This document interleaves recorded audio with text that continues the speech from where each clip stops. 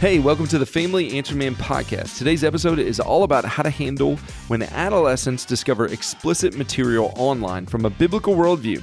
I'm David Orges, I'm your host, and I'm here with Dr. Mark Crosby, pastor, educator, and marriage and family therapist, and our resident expert on the Family Answer Man podcast. Now, each week, we tackle tough questions that families face and discuss practical solutions that really work. So if you would take a second and subscribe to our YouTube channel, hit the notification bell so you never miss an episode of the Family Answer Man. And if you're listening on podcast, take a moment to subscribe and rate and review us on your favorite podcast app. And if our content has been helpful to you at all, please share a Family Answer Man with your friends and your family so that they can join you on this journey of building stronger, healthier, and happier families. Well, Dr. Mark, big topic today. We're talking about when adolescents discover explicit material online. Used to be a little bit different method for how this happened. In the past, there were usually physical copies somewhere of something that a kid may have found or come across. Do you feel like in your experience as a pastor and as a clinician that this is more prevalent now or happens earlier because of the accessibility of online content? Yeah, of course. I think it's far more prevalent today. Primarily because, again, of the internet and the computer access and the access of technology that we all have, and especially our youth, our adolescents, with the smartphones and with the laptops and computers in every room, and this availability. I mean, I'm even having to work with kids who've discovered some of this, maybe even on their school computer. Wow. Yeah. And so, the school thought they had everything locked down and all the firewalls and all these things, but some kids are very savvy and some are very good at technology. And so they're able to get past the firewalls and this sort of thing. So we're seeing this more and more and more. As you said earlier, there was a time when, if maybe a kid found something, in the woods or their, uncle's, stash in the attic or whatever, in the basement. And of course, these things would happen and, you talk about it and move on. But now it is far more prevalent in the sense that it is just a few clicks away from any of the keys on your computer. And before you know it, you're in something that may be overwhelming to you as an adolescent or at any age for that matter. Yeah. And so, again, it is very problematic from an emotional, psychological, physiological perspective, spiritual perspective.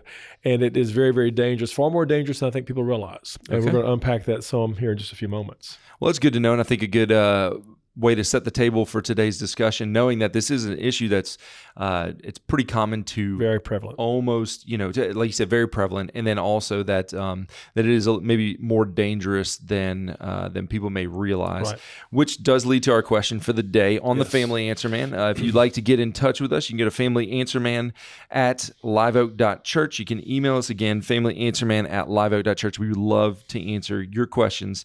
We love hearing from you, our listeners. And so our question came in today, said, my 12-year-old son discovered some inappropriate explicit sites on his computer. After several talks and restrictions, he keeps getting on to access these sites. He's lost interest in baseball and camping, fishing, and he just wants to stay in his room. And our friends told us, and they said that this is a natural phase of life, but as parents, we feel like something just isn't right. What should we do? Yeah, so first of all, there are healthy and unhealthy ways to manage this subject. And I would argue the unhealthy way is to ignore it, pretend like it's going to go away, pretend like it's going to get better on its own, pretend like this is just a phase kids are going through, pretending like that boys will be boys, so to speak. And that's a very unhealthy way of managing it, because when you go down that road, these sorts of things 90% of the time, I will argue, do not work themselves out. Yeah. They do get worse. They do cause greater problems, not only in the moment, but also in the future. And so looking at this for what it is, a very dangerous place for your child to be, and again, making the adjustments so that you can handle this in a healthy way, I think is very important. So the first thing we must understand and must note is that pornography impacts, first of all, brain chemistry. And we don't think of it in those terms, at least many do not. That impacts brain chemistry. And for children and adolescents, this can cause the following problems. It causes, first of all, a distress as this tsunami of emotion begins to now come into their life as they're seeing this very graphic, pornographic, interaction and activity. This creates this tsunami of emotion, which then leads to a change of behavior. Maybe the behavior may be a sense of shame or guilt or excitement or power or whatever. And then there's a wave of this curious interest that begins to overtake them, which also creates some behavioral changes. And then once this starts to happen, it begins to take over, I will argue, the interest and the psyche of a person, especially of an adolescent male. And they begin to neglect wholesome activities like this parent pointed out. They neglect, playing baseball or going fishing or going camping or riding your bike or this sort of thing.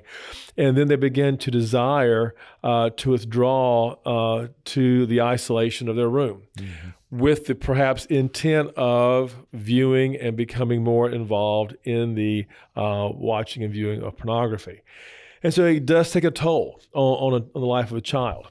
Secondly, again, this also creates this tidal wave of dopamine, which is a neurochemical that hits the brain, as well as this release of adrenaline, or better known as epinephrine, which runs through the body. Now, again, for those who may not know, dopamine creates a sense of pleasure.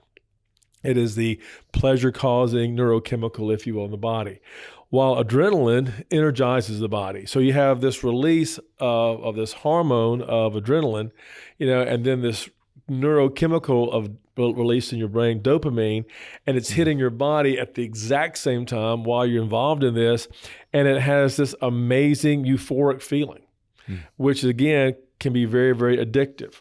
And so the problem begins, and research therefore indicates that pornography then creates this great addiction in the life of a person, far more than we realize. And so again, a lot of people don't like to think of it in those terms, and even some mental health professionals who are listening may not agree with that, but the reality is that there are some research that's taking place that researchers are declaring that, yes, this can be extremely addictive. Again, you have substance addictions, you have behavioral addictions, like gambling, for example. So here's the problem. Pornography creates also, in a social context, a mindset or an attitude that sees women as objects. So again, what it begins to happen is that whenever you see another human being as an object, what begins to happen is that you begin to dehumanize them. Yes. And that's a problem. So when a young adolescent male begins to see this, and they begin to see that women are only to be objects of pleasure, if you will, they begin to then, in their own heart and mind, dehumanize them. And whenever you dehumanize anything, you can mistreat them, abuse them, exploit them, which is what happens in sex trafficking. And so this is basically the proverbial gateway drug to this type of behavior, this type of thinking, this type of mindset. Which means, secondly, if you're not careful, you're trying to create intimacy without loving emotion, which God never intended. And again, we said this before on this program, that God is the one who created human sexuality. And so therefore it is not to be looked at, in a way that should be considered inappropriate or wrong or dirty or whatever, because God created it. However, with that being said, God made human sexuality so powerful that it can end life and it can create life. And something that powerful requires boundaries. And so I will argue that God created marriage so that the human sexual experience can be enjoyed, can be experienced, but in a way that it is kept within certain boundaries that are healthy and wholesome. And so when you get outside those boundaries, is my point, you're going to have problems. And this is what's beginning to happen, I will argue, in our culture. We live in this extremely sexualized culture that is causing problems for children, for adolescents, for adults of all backgrounds, all beliefs, etc. And so this is, again, one of the great concerns of our culture today. Next, pornography then gives a false narrative that there are no boundaries. And this is something, too, that we have to be very careful of. That, again, God has said there needs to be and there will be, and He's created boundaries for human sexuality, but pornography says there are no boundaries. So, we've talked a lot about boundaries and the benefit of that. What happens when those boundaries are erased? Well, of course, when those boundaries are erased, you're going to have problems with diseases. You're going to have problems with out of wedlock, births. You're going to have problems with all sorts of other emotional, psychological concerns, guilt and shame, and all these things, because again, you've gone outside the boundaries that I will argue God intended. Again, other things more deviant, such as incest or rape, becomes a problem. The abuse of children. I mean, the list goes on and on and on. As I heard one therapist say years ago, if there was a law that everybody agreed to and everybody would, participate in that says there will be no sex outside of marriage, how would that impact our culture? It would have a big impact on culture. Yeah, abortion would be almost non-existent. Most of your sexual diseases would be non-existent. Rape and incest would be non-existent. Basically, children would have, parents that they can turn to and love and be a part of. The point I'm making is that because people are breaking these boundaries that God has declared, it is causing chaos in our culture and in our society in ways that perhaps are almost immeasurable. So again, pornography gives a false narrative that there are no boundaries. Simply do what you want, do what you can, do as you can, etc. Fourthly, it gives a false narrative that there are no consequences, as we said earlier. When you watching or engaging or participating to some degree in some of these things, you have this false narrative. There are no consequences, but you and I both know that lives have been devastated. Yeah, absolutely. Families have been destroyed. Marriages have ended.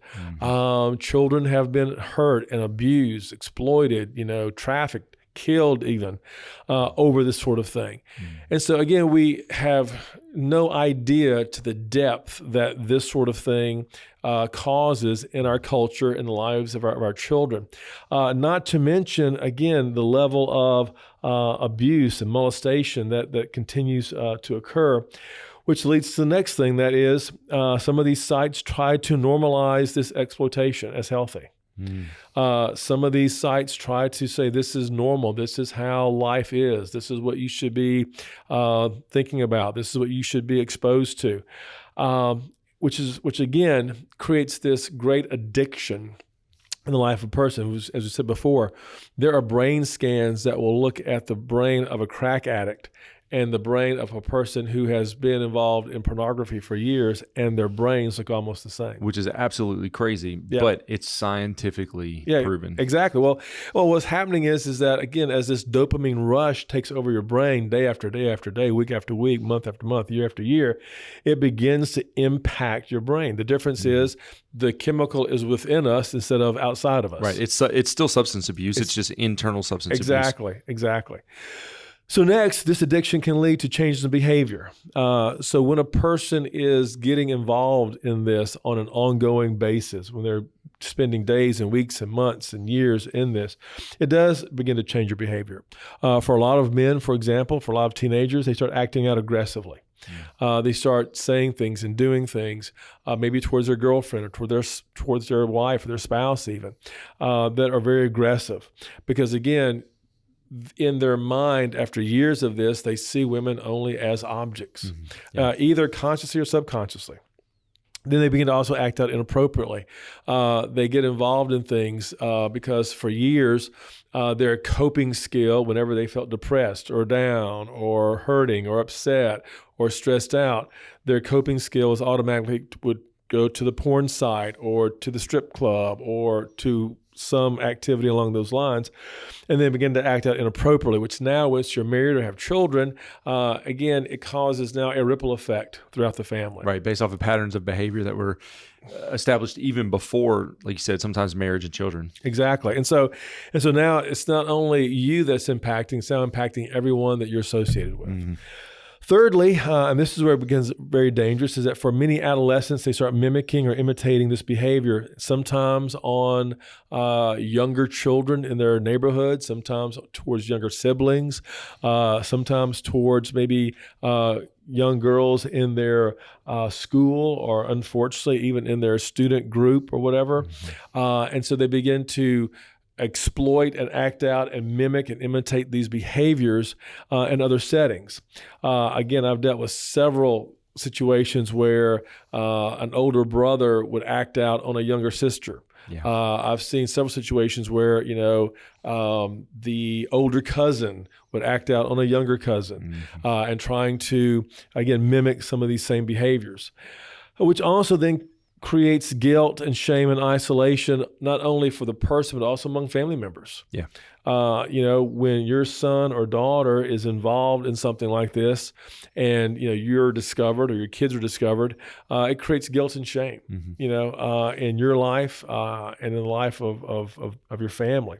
And so guilt and shame and isolation become an flow, if you will, of this type of behavior, not only in your home, but perhaps even in your neighborhood, in your school and beyond. Next, trauma becomes reality. Why? Because something has come into their life they're not sure how to manage. So when a child comes across these sites, it can be almost traumatic. Even though it's exciting, even though it's interesting, even though it creates curiosity, even though it creates this dopamine rush, it can also be traumatic. And trauma, again, is anything that enters into your life that disrupts your life, that you're not quite sure how to handle in life. Yeah. And so for a lot of these kids, these are very traumatic moments. This is a very traumatic time in their life. And they're not quite sure how to handle it. And they're not quite sure who they can go to. Some fear, if I bring this up to my parent or my pastor or my youth leader or even my counselor, they'll feel that somehow they'll be shamed and guilted because of this involvement. And then next, it can negatively impact the ability to build healthy relationships in the future. I've met lots and lots of people who have struggled in the early years of their marriage because the husband, in most cases, has this problem with pornography. And sometimes it impacts their relationship, sexually and emotionally, because the husband has put so much emphasis on the pornography, so much emphasis on this addiction, that it does impact, his marriage. And now the wife has these feelings of low self-esteem and low self-worth. She can't compete. I've had many a wife say to me, I cannot compete with what my husband is viewing. And so my point is that, like anything else, the younger that you start this, the more likely it's going to stay with you. The more likely it's going to impact you. The more likely it's going to be a part of your life. And so, again, should a parent be concerned when their 12-year-old discovers this? Absolutely. Yeah. You cannot brush this off. You cannot say boys will be boys. You cannot say this is just a natural process of growing up.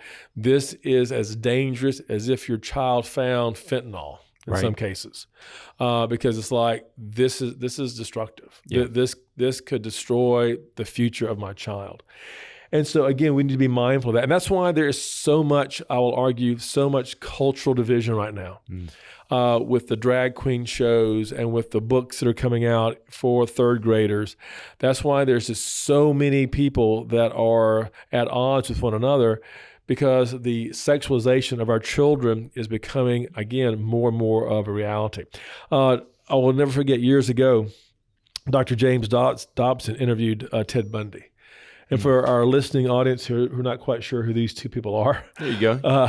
Dr. James Dobson was perhaps one of the greatest family psychologists of the 20th century. He was a great psychologist. He had created great ministries. He also, I think, was a consultant, if you will, to Ronald Reagan when he was in office as president. And so just an amazing person, wrote several books, created several ministries. And so Dr. Dobson one day was interviewing Ted Bundy, who was a serial killer. He'd killed half a dozen women or more that he admitted to, could be even more. But in most cases, it was done, he would argue, through his sexual lust and appetite. And as Dr. Dobson was talking with Ted Bundy said, he said it was that appetite that began, and we're talking someone who lived in the 50s and 60s, okay? Right. He said that appetite began when I began to embrace pornography back in the 50s and 60s, that so created this appetite that so caused me to want more and to have more and to do more, to have that greater adrenaline rush, to have that greater dopamine fix. He said, I did not stop until I was actually now hurting and then later killing women. Yeah, because it's an insatiable appetite that can't be just, it's not limited, and it always grows. Well, it's like anything else. Any addiction requires more and more and more and more to get to the next high, to get to the next euphoric feeling. And so it is, men will argue with this type of addiction. And so as Dr. Dobson is interviewing Ted Bundy then said, now here's a serial killer, okay? He says, I fear for the future of our culture and society. He says, because there are more and more people out there like me. And he's going, I fear for the women, I fear for the children, I fear for the people in our culture as this began. And this was long before the internet was perhaps even, being used. And so he says, I fear what's going to happen to our culture and to our society as this sort of thing, talking about pornography, becomes more and more prevalent.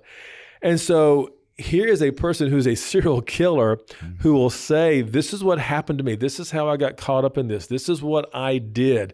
This is why I did it. This is an appetite that I could not fill. And then he says, and I fear for our future because there's others out there like me.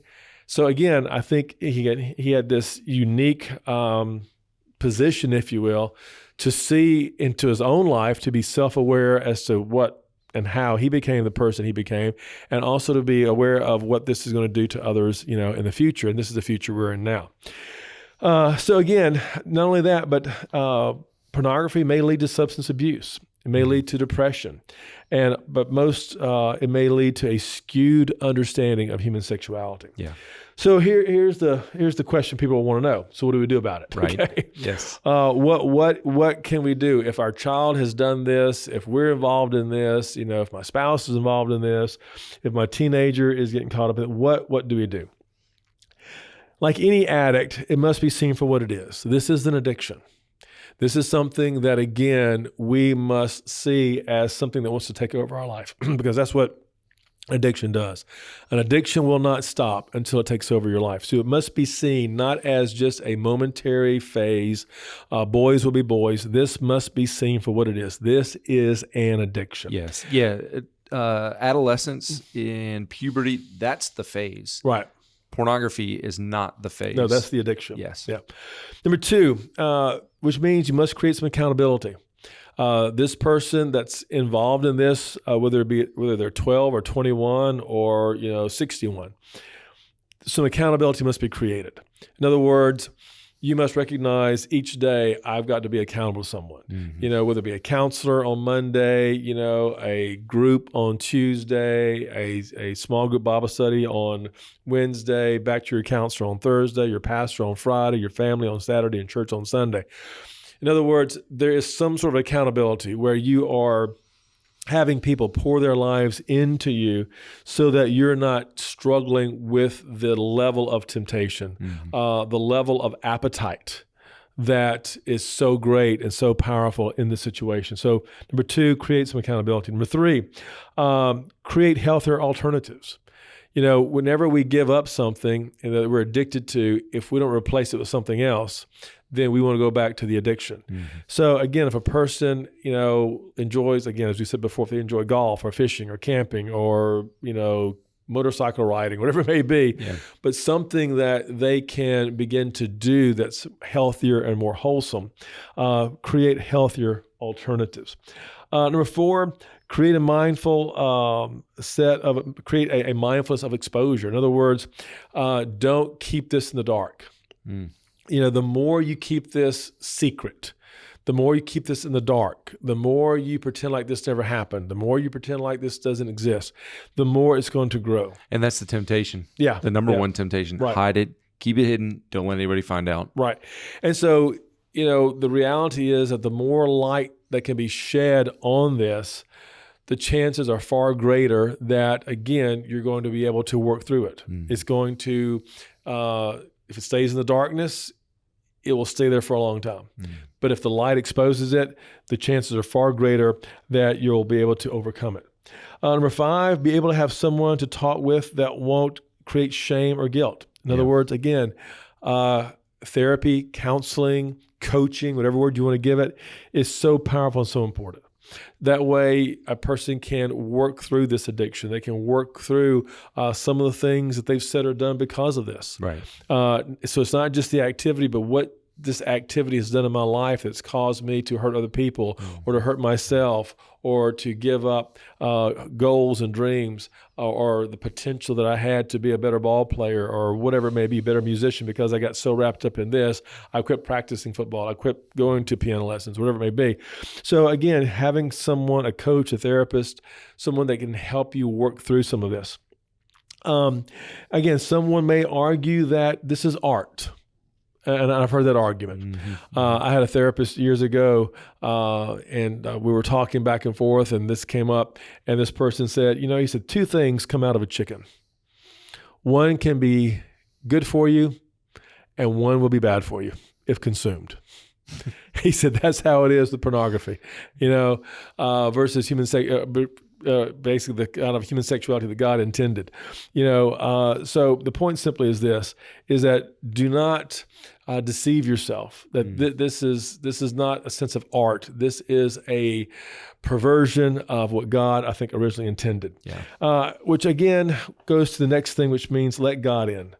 If you're going through this, if you're struggling with this, if your kids are struggling with this, let God back into your life. In other words, try to get back to church. Try to get them back into youth ministry. Try to get them back into some sort of student ministry. Try to get back into, again, a walk with the Lord. Pray again, read your Bible again, worship again, go to conferences again. But let God back into your life. And then last of all, monitor any future concerns. Because like so many other things, these things can have a way of coming back into our life. Just like, a person who struggles with alcohol or drugs, if you're not careful, you may think, hey, this is not going to bother me. One, beer won't hurt. One, whatever won't hurt. This is not a big deal. But if you have a problem in this area, if this has been something you've been addicted to, then it can hurt. Yeah. And so be careful of future events, future temptations that's going to come your way. Because again, even on primetime television, on the generic channels, there are going to be movies, there are going to be shows that are going to lead down this path. And if you're not careful, it's going to maybe trigger some things in your life. Because those triggers are real. They're very real. Yeah, they're 2 really good resources. There's one called Covenant Eyes. They're both online resources. Covenant Eyes is a really good one. And then Bark is a really good resource for parents that helps to manage and mitigate some of these things as well. But the main thing is, like I said, unfortunately, this is going to happen far more than we would want it to happen, but it does happen. Again, with smartphones and kids having smartphones and being on school buses, whatever. And so parents need to be mindful. They need to monitor. And also and again, be careful that you don't, in the words of our kids, don't freak out, but yet and still be the authority, be the parent, be involved, be invested, and beware that this is far more concerning and even dangerous than we want to admit. Yep, that's it right there from Dr. Mark, the Family Answer Man. We want to say thank you for joining us today. We do hope that the time that we've had today is able to encourage you. We hope that you are able to get the help that you need. And as always, we hope that you, our listeners, are able to have a stronger, healthier, happier family.